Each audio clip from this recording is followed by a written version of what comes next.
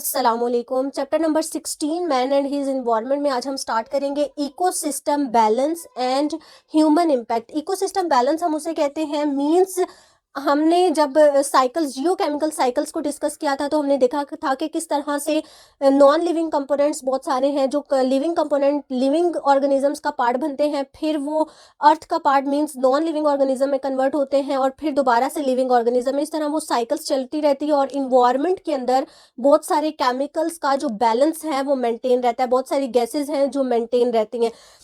अब ecosystem balance को हम पढ़ेंगे ह्यूमन इम्पैक्ट के साथ रिलेट करके कि ह्यूमंस का जो इम्पैक्ट है इस बैलेंस के ऊपर क्या आ रहा है। पहले तो अगर तो ये इकोसिस्टम बैलेंस है मींस बहुत सारे प्रोसेसेस चल रहे हैं, एक जो है वो एक कंपोनेंट दूसरे ऑर्गेनिज्म का पार्ट बनता है, फिर वो नॉन लिविंग ऑर्गेनिज्म का पार्ट बनता है और फिर ये साइकिल जो है इसी तरह चलती रहती है, तो वो बहुत सारे कंपोनेंट्स जो हैं वो बैलेंस में रहते हैं।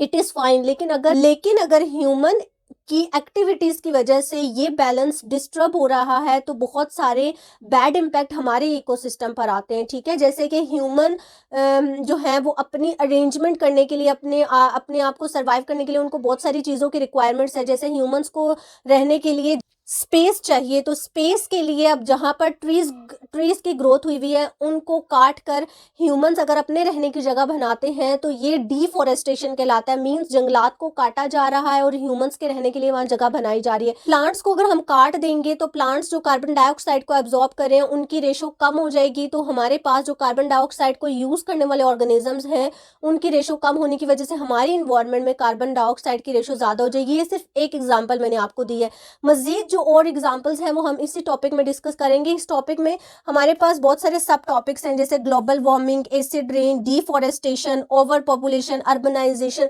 तो ये सारे ह्यूमन इम्पैक्ट हैं जो हमारे इकोसिस्टम बैलेंस को डिस्टर्ब कर रहे हैं। ठीक है, आज मैं सिर्फ और सिर्फ ग्लोबल वार्मिंग को डिस्कस करूंगी कि ग्लोबल वार्मिंग क्या है।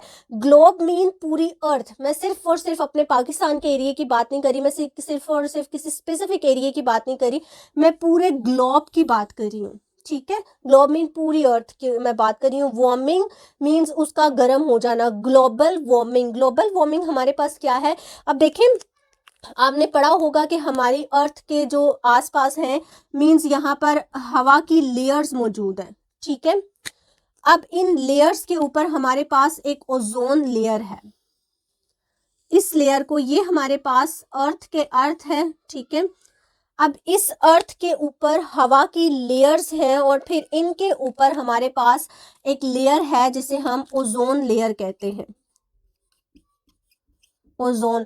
अब देखें, ओजोन लेयर का काम क्या है कि ये जो हमारी सन से आने वाली रेज हैं जिनको हम अल्ट्रा वायलेट रेज भी कहते हैं, वो ओजोन अगर डिप्लीट होगी, अब देखें डिप्लीशन इसकी कैसे होगी वो मैं आपको बाद में बताती हूँ। जो अल्ट्रा वायलेट रेज हैं, यूवी रेज जिनको हम अल्ट्रा वायलेट रेज कहते हैं, अगर तो ओजोन डिप्लीट नहीं है, ठीक है, डिप्लीशन उसमें नहीं होगी, तो वो अल्ट्रा वायलेट रेज को हमारी अर्थ में आने ही नहीं देती, वहीं से रिफ्लेक्ट कर देती है। अब देखें, इस ओजोन के अंदर होल्स होते जा रहे हैं, ये डिप्लीट होती जा रही है। ये डिप्लीट क्यों होती जा रही है? क्योंकि हम जो बहुत सारी चीज़ें यूज़ कर रहे हैं, जैसे कि अगर आपको एक एग्जांपल दूं जिसके अंदर से क्लोरोफ्लोरोकार्बन्स रिलीज होती हैं, जैसे रेफ्रिजरेटर्स हैं, इनके अंदर जो गैसेस यूज़ होती हैं, जब हम इनको यूज़ करते हैं तो क्लोरोफ्लोरोकार्बन्स रिलीज होती हैं जो जाके ओजोन लेयर को डिप्लीट करती हैं। ठीक है, इस तरह और बहुत सारी गैसेज हैं जो जाके ओजोन लेयर को डिप्लीट करती हैं और इसके अंदर होल्स क्रिएट करें। अब इनके होल्स क्रिएट होने की वजह से क्या होगा कि जो सूरज से आने वाली यूवी लाइट्स रेज हैं, ठीक है, वो हमारी अर्थ तक आ जाएंगी। ठीक है, हमारी ज़मीन पर आने की वजह से एक तो इनका बहुत बैड इम्पैक्ट है, इसकी वजह से बहुत सारी डिजीजेज, आई के प्रॉब्लम, स्किन प्रॉब्लम्स जनरेट होते हैं। इसके अलावा ग्लोबल वार्मिंग हम डिस्कस करें तो ग्लोबल वार्मिंग क्या है कि जब ओजोन लेयर डिप्लीट होगी तो यूवी रेट्स अर्थ तक आएंगी तो सही, लेकिन ये वापस रिफ्लेक्ट नहीं होंगी। ठीक है, अर्थ इनको एब्जॉर्ब करेगा और डिस्पर्स करेगा हमारे इन्वायरमेंट में, जिसकी वजह से क्या होगा कि अर्थ का जो टेम्परेचर है वो ज़्यादा बढ़ जाएगा, ठीक है। जैसे कि गाड़ी जो है अगर धूप के ऊपर 10 मिनट भी खड़ी हुई है तो उसकी रेस से जो हीट एनर्जी है वो गाड़ी के अंदर तो जा रही है, लेकिन जो उसके शीशे हैं वो बाहर की तरफ रेस को जो है वो रिफ्लेक्ट नहीं करते, जिसकी वजह से क्या होता है कि गाड़ी के अंदर का जो टेम्परेचर है वो 10 मिनट भी उसके लिए इतने इनफ हो जाते हैं कि वो बढ़ जाता है, ठीक है। और बाहर बेशक इतना टेम्परेचर ना हो, लेकिन गाड़ी के अंदर का टेम्परेचर बहुत ज़्यादा रेज अप हो जाता है और गाड़ी के अंदर हमें बैठना मुश्किल हो जाता है अगर 10 मिनट भी गाड़ी धूप के ऊपर खड़ी हुई है। बेशक हम बाहर मूव कर रहे हैं, खड़े हुए हैं, लेकिन हमें इतनी गर्मी महसूस नहीं होती जितनी हमें गाड़ी में बैठने के बाद होती है, क्योंकि शीशे जो हैं वो रेज इंटर तो हो रही हैं लेकिन रिफ्लेक्ट आउट नहीं हो रही। तो अब देखें, अर्थ के ऊपर बहुत सारे प्रोसेसेस, अगर हम जंगलात को काट देंगे, कार्बन डाइऑक्साइड जो है वो बहुत सारे एनिमल्स जो हैं रेस्पिरेशन के थ्रू रिलीज करें, लाइक मैं भी ऑक्सीजन इनटेक कर रही हूँ, यानी हवा जो इनटेक कर रही हूँ मैं, फिर रिलीज आउट भी तो कर रही हूँ ब्रीथिंग के थ्रू।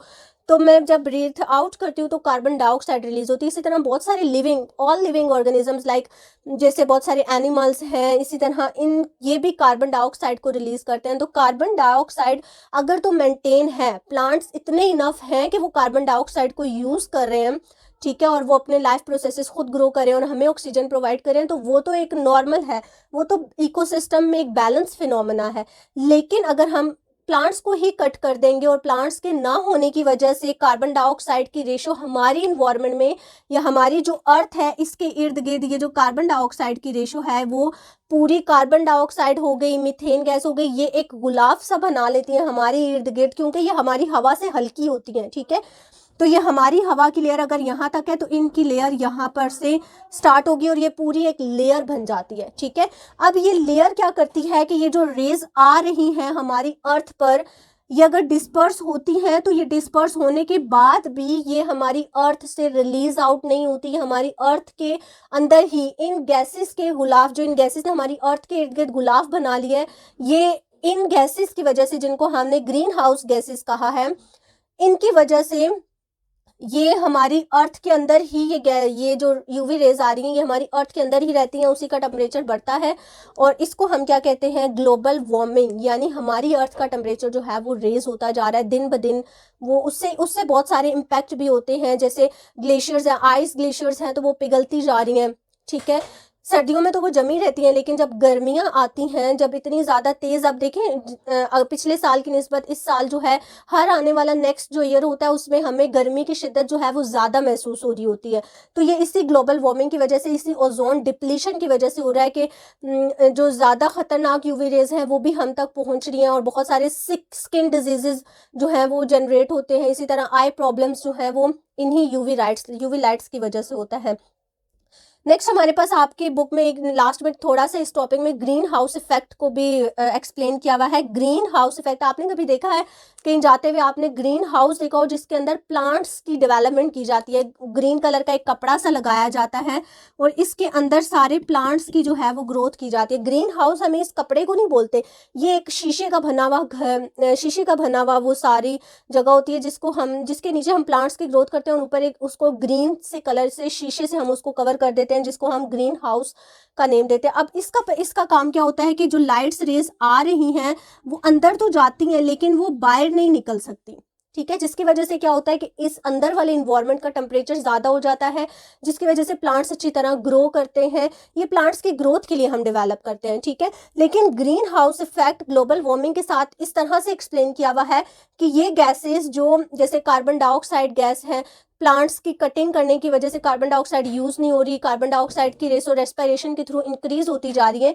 तो इसकी वजह से क्या होता है कि ये गैसेस पूरी एक लेयर बना लेती हैं और मैंने जैसे आपको ग्लोबल वार्मिंग में एक्सप्लेन किया ना, सेम वही फिनोमेना है कि रेज आती तो हैं लेकिन बाहर नहीं जा सकती, जैसे ग्रीन हाउस इफेक्ट में। इससे क्या होता है कि हमारी अर्थ का टेम्परेचर जो है वो बढ़ जाता है और इसकी वजह से बहुत सारे नुकसानात हैं, जैसे हमने ग्लोबल वार्मिंग में एक्सप्लेन किए कि आइस ग्लेशियर्स जो हैं वो पिघल रही हैं, फ्लड्स यानी सैलाब वगैरह आते हैं, तो इसी की वजह से आते हैं। अब आपके एक छोटे से टॉपिक में आपको मालदीव सर्वाइवल का बताया हुआ है कि सी लेवल, देखिए आइसलैंड हम उसे बोलते हैं ना जहाँ इसके इर्द गिर्द सारा हमारे पास सी है यानी पानी है, समुंदर है और उसके अंदर खुश्की का छोटा सा आइसलैंड यानी खुश्की का एक टुकड़ा है जहाँ पर ह्यूमंस जो हैं वो लाइव हैं या उनकी जो पॉपुलेशन है वहाँ पर रहती है। इस एरिए को हम जो जिसके आसपास सारा समुंदर होता है और बीच में खुश्की का एक टुकड़ा जिसके ऊपर ह्यूमंस जो हैं वो सर्वाइव कर रहे हो, तो ये आइसलैंड कहलाता है। आइसलैंड में हमारे पास एक मालदीव्स की एग्जांपल दी हुई है कि मालदीव्स का जो सी लेवल जो है वो राइज हो रहा है। मालदीव्स के इर्द गिर्द जो सी है, इस सी का लेवल जो है हर साल per year 0.9 centimetre approximately 1 centimetre जो है वो हर साल बढ़ रहा है, ठीक है। और ये आइसलैंड जो है ये ऑलमोस्ट 1 मीटर है, सी लेवल से ऊपर है, यानी सी लेवल से ऊपर जो इसकी है ये सारा सी है, तो इसका जो डिस्टेंस है इस खुश्की का समुंदर से, इसका हमारे पास डिस्टेंस है 1 मीटर। तो हमारे पास 1 मीटर बराबर होता है 100 सेंटीमीटर के, 100 सेंटीमीटर के, और 1 सेंटीमीटर ऑलमोस्ट हर साल इस सी का जो लेवल है वो बढ़ रहा है, ठीक है।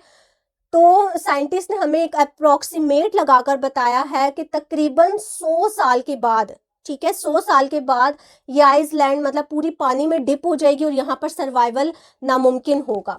आपके एक छोटे से साइड ब्लॉक्स में इस चीज़ को भी एक्सप्लेन किया हुआ है। इन 1990s यूनाइटेड नेशन ने इस्टेब्लिश किया IPCC को, inter government panel for climate change. ये हमें क्या बताते हैं कि हर 10 साल के बाद हमारी अर्थ के टेम्परेचर में कितना इजाफा हो रहा है, 0.2 डिग्री सेल्सियस हमारी अर्थ का जो टेम्परेचर है हर 10 साल के बाद पिछले 30 सालों से बढ़ रहा है, ठीक है। तो ये उन्होंने एक एस्टिमेट लगाकर बताया था कि अर्थ का जो सरफेस टेम्परेचर है वो 0.2 डिग्री सेल्सियस हर 10 साल के बाद बढ़ जाता है, ठीक है। तो ये MCQs में पूछ लेते हैं कि आइसलैंड का, मालदीव्स का बताया हुआ है। दूसरा आपको एक शॉर्ट सी इन्फॉर्मेशन दी हुई है कि 10 साल के बाद जो पिछले 30 सालों से होता आ रहा है वो ये है कि 0.2 डिग्री सेल्सियस हर 10 साल के बाद हमारी अर्थ का जो पूरे ग्लोब का टेम्परेचर है वो इंक्रीज हो रहा है। तो इस टॉपिक में हमने ग्लोबल वार्मिंग को डिस्कस किया, ग्रीन हाउस इफेक्ट को। ये जो next rest of the topics हैं ये इंशाल्लाह हम नेक्स्ट वीडियोस में डिस्कस करेंगे। Hope so students you get my all points. If you have any questions this then you ask in my comment box. Thank